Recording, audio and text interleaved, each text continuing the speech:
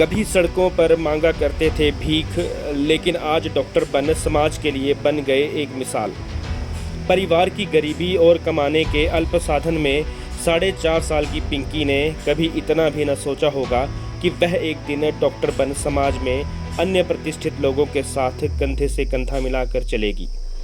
जी हाँ, ये कहानी है पिंकी की, जो 4.5 साल की उम्र में अपनी माँ संग सड़कों पर भीख मांगकर परिवार का गुजारा करती थी।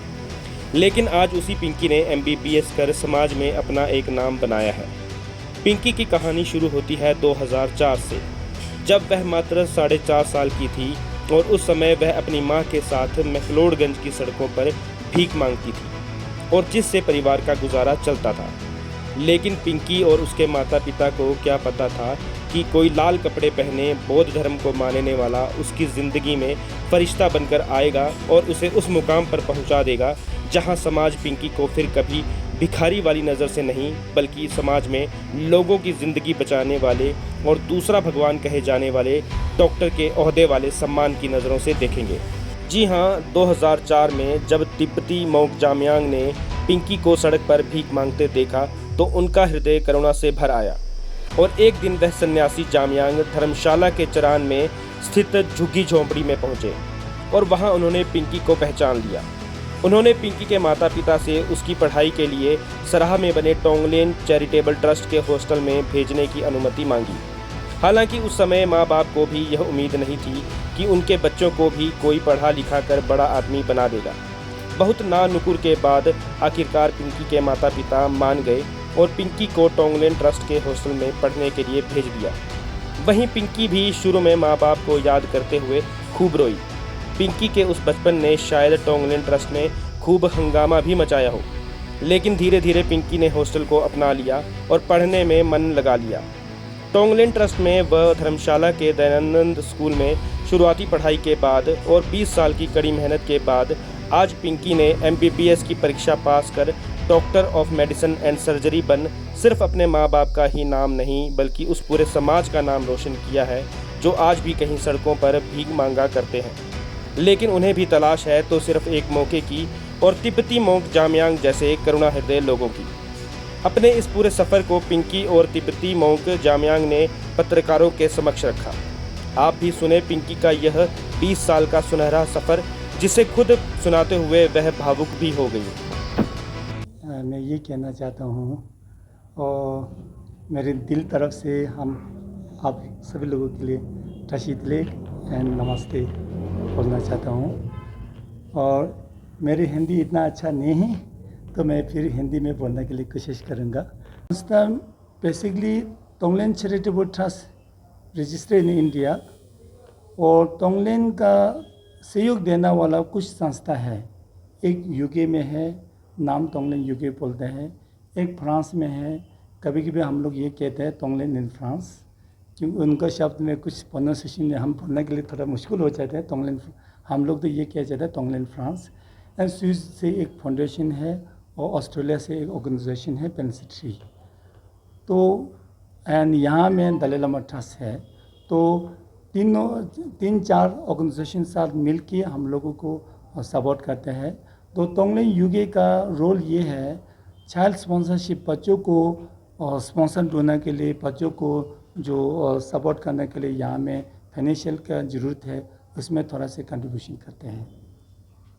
ऐसे तो संस्था का एजुकेशन का माध्यम में और संस्था के एजुकेशन प्रोग्राम का थ्रू से बहुत ज़्यादा बच्चों को कुछ प्रोफेशनल बन गया, जैसे कि कुछ बच्चों को जर्नलिज्म में जर्नलिस्ट में बन गया और ऐसा बहुत है। तो आज का हम ज़्यादा फोकस पिंकी के बारे में बात करना चाहता हूँ। पानी पियोगी पिंकी? ये जो मेरी लाइफ चेंजिंग का जो शुरू हुआ था वो 2004 में हुआ था। एंड उस टाइम पे मैं 4.5 साल की थी, बहुत छोटी थी। और उस टाइम पे माँ बाप से दूर जाना is like a very big thing. और उस टाइम पे हमारे पेरेंट्स को इम्पोर्टेंस ऑफ एजुकेशन का नहीं मालूम था कि एजुकेशन क्या है, उसकी इम्पोर्टेंस क्या है और वो एजुकेशन सिस्टम क्या चेंजेस ला सकता है। कोई भी इस चीज़ के लिए अवेयर नहीं था। बट उस टाइम पर गुरुजी आए, गुरुजी ने बहुत कोशिश करी समझाने की, पूरा समझाने की कोशिश करी कि एजुकेशन कितनी मायने रखती है। तो उस टाइम पर मुश्किल से 10 फैमिलीज़ जो है वो रेडी हुई थी, क्योंकि उस टाइम पे पेरेंट्स के लिए भी एक बहुत ही चैलेंजिंग होगा मे बी उस टाइम, क्योंकि उनको नहीं पता है कि कोई ऐसे आके और ऐसे ले जाए, तो उनके लिए पॉइंट नहीं, उनको समझ नहीं आ रहा था। बट धीरे धीरे उनको समझ आया कि ठीक है, ये हमारी ज़िंदगी बदलने का एक बहुत ही अच्छा मौका है। तो ये शुरुआत हम 10 बच्चों से हुई थी 2004 में, and I was one of them. तो वहाँ से शुरुआत हुई थी, एंड हमारी जो स्कूलिंग हुई है वो Dayanand model senior secondary school से हुई है, जो यहाँ कचहरी में है। और फिर 2005 में इंटरव्यू हुआ था हमारा, बहुत छोटे थे, और जो mental knowledge at that time that was like literally zero. तो उस टाइम पे मुझसे एक क्वेश्चन किया था गुरुजी, और मैम ने ही किया था, नविता मैम ने किया था, कि आप बड़े होकर क्या बनना चाहेंगे।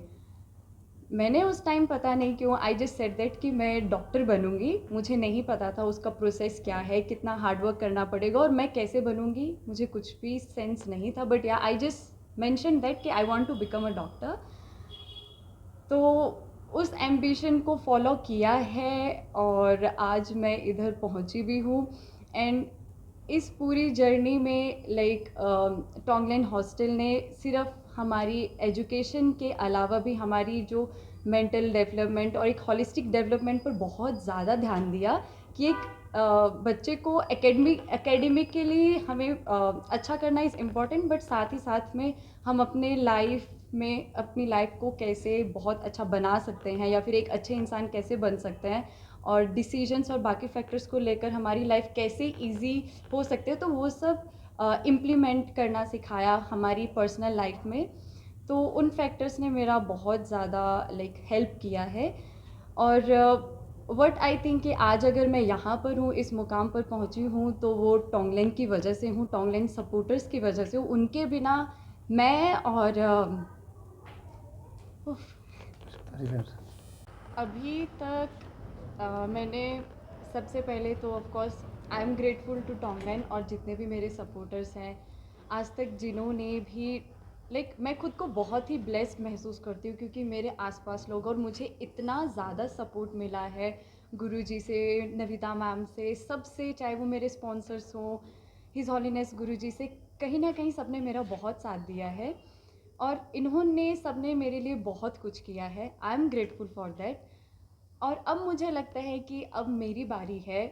मैं इनके बराबर कभी कुछ नहीं कर सकती, बट मैं सिर्फ इतना कर सकती हूँ कि मैं इनका सर हमेशा ऊंचा रखूँ और इनको ऐसे ही प्राउड महसूस करवाऊँ, वो मुझे ऐसा लगता है। और मैं ग्रेटफुल हूँ कि इन लोगों ने मुझ पर विश्वास किया कि मैं इस मुकाम तक पहुँच सकती हूँ। इन्होंने बिलीव किया मुझ पे, और इन सब ने उम्मीद रखी मुझसे कि I can do that, I can achieve my goals. So इसके लिए मैं बहुत ज़्यादा ग्रेटफुल हूँ अपने पूरे टोंगलैंड परिवार से। और अभी जैसे मैं बिलोंग करती हूँ एक स्लम कम्युनिटी से, तो जो मेरा बैकग्राउंड है वो मुझे हमेशा बहुत मोटिवेट करता है एक अच्छे मुकाम पर पहुंचने के लिए, और मुझे हमेशा फोकस्ड रखता है कि ठीक है, मुझे मेरे गोल्स को अचीव करना है। तो my background is my like a big motivation. और अब मैं डॉक्टर बन चुकी हूँ, तो मैं आगे लाइफ में मैं इनके जितना नहीं कर सकती हूँ, गुरुजी जितना नहीं कर सकती हूँ, बट मैं अपनी तरफ से मैं स्लम कम्युनिटी को सर्व करना चाहूँगी, कि मैं जब एक काबिल डॉक्टर बन जाऊँगी तो I would like to serve slum community. Hostel में बहुत सारे बच्चे सक्सेसफुल हुए हैं, कोई इंजीनियर एंड कोई नर्स। तो बच्चों को भी एक वो बहुत इंस्पायर्ड होते हैं कि अगर हमसे जो बड़े सीनियर्स हैं वो ये सब अपने गोल्स अचीव कर सकते हैं, तो उनको भी बहुत इंस्पायरेशन मिलती है कि अगर हम कर सकते हैं तो वो लोग भी अपने गोल्स को अचीव कर सकते हैं। तो उनको वो लोग भी लाइक अपने पेरेंट्स को समझाने की बहुत कोशिश करते हैं, और वो लोग भी अपनी इम्पोर्टेंस ऑफ एजुकेशन को समझ रहे हैं, पेरेंट्स को भी, और इसके थ्रू आई थिंक अपने जो भाई बहन हैं वो उनको भी समझाकर उनको स्कूल जाने के लिए बोलते हैं। तो काफ़ी इंस्पायर होकर वो अपने फ्यूचर के बारे में भी सोचते हैं। वो धर्म की बात करें तो बेसिकली वो एक धर्म और हमारे अंदर वो ऐसी चीज़ है कि वो हमारे अंदर ही होती है। सब चीज़ें, कंपैशन, काइंडनेस, ये सब हमारे नॉर्मल डेली लाइफ का हिस्सा है कि छोटी छोटी चीज़ पे हमें डिसीजंस लेना, या फिर अगर हम कोई काम कर रहे हैं, अच्छा कर रहे हैं या बुरा कर रहे हैं, तो हमें उसके कॉन्सिक्वेंसेस ऑलरेडी पता होते हैं कि मैं ये काम गलत कर रही हूँ तो इसके कॉन्सिक्वेंसेस क्या होंगे।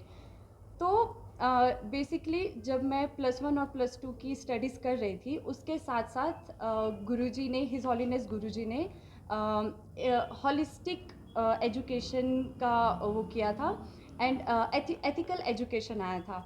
देन उस टाइम पे मैंने पढ़ना स्टार्ट किया था, हम सब ने बुक्स पढ़ना स्टार्ट किया था regarding kindness, compassion, discernment and ethical mindfulness. कहने को वो चीज़ें बहुत सिंपल हैं, बट जब हम उन चीज़ों को अपनी लाइफ में इम्प्लीमेंट करते हैं, देन टू बी ऑनेस्ट वो फैक्टर्स आगे लाइफ में सक्सेसफुल होने में और अपनी लाइफ को इजी करने में वो फैक्टर्स बहुत ही मेरी हेल्प करते हैं। लाइक मैं चाइना में गई थी, एंड वहाँ कोई भी नहीं था, ऑफ कोर्स नए दोस्त सब कोई दोस्त या जैसा भी है सब I'm not getting the proper word. अलग था सब। अलग हाँ तो कोई भी जान पहचान नहीं होती है ऑफ कोर्स। तो उस टाइम पे हर चीज़ को ध्यान से सोचना, वहाँ पे पेरेंट्स नहीं है, गुरुजी नहीं है, मैम नहीं है, तो उस टाइम पे हर टाइम पे डिसीजंस लेना या फिर खुद को मैनेज करना वो बहुत मुश्किल हो जाता है। तो उस टाइम पे आई थिंक मुझे वो सभी फैक्टर्स ने बहुत ज़्यादा हेल्प किया, मुझे मेरे गोल्स पर बिल्कुल फोकस्ड रहने के लिए। और मुझे पता होता था कि अगर मैं ये काम कर रही हूँ तो इसका कॉन्सिक्वेंसेस क्या होगा। मुझे मेरी प्रायोरिटीज़ पता थी और मुझे खुद के इमोशंस को मैनेज करना आता था, क्योंकि आई थिंक अगर आप किसी बाहर कंट्री में जा रहे हैं या फिर पेरेंट्स से दूर जा रहे हैं, तो इमोशन एक ऐसा चीज़ है जो इंसान को पूरा इधर से उधर कर देता है। तो I think at that time जो इमोशंस को मैंने मैनेज करा है, इमोशनल डेवलपमेंट जितना भी था, उन फैक्टर्स ने मेरा बहुत ज़्यादा हेल्प करा है। और जो एजुकेशन लिया है तो मेरी लाइफ को बहुत ही एक इजी और मेरे गोल्स को अचीव करने में बहुत ही हेल्प करी है उन्होंने।